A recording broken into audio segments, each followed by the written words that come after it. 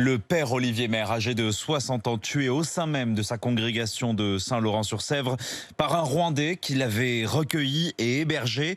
Le suspect est hospitalisé en psychiatrie, incapable d'être interrogé au vu de son état de santé. On retrouve en direct devant des Jean-Baptiste Bourgeon. Jean-Baptiste, la commune se réveille encore stupéfaite. Oui, la mort du père Olivier Maire, figure emblématique du village, sème le trouble, la tristesse, l'incompréhension parfois. Fidèles et habitants utilisent souvent les mêmes mots pour décrire le religieux.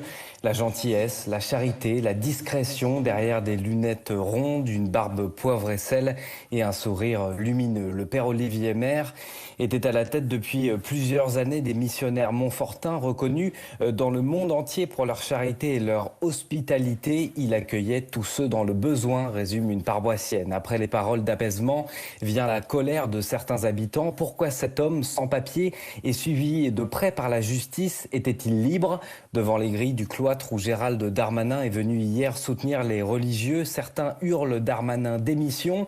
Monsieur le ministre, faut-il désormais suivre la messe en gilet pare-balles? S'époumonne un fidèle excédé. Oui, Jean-Baptiste, ce Rwandais en situation irrégulière était déjà sous contrôle judiciaire. Oui, l'homme est arrivé clandestinement en France en 2012, sans papier.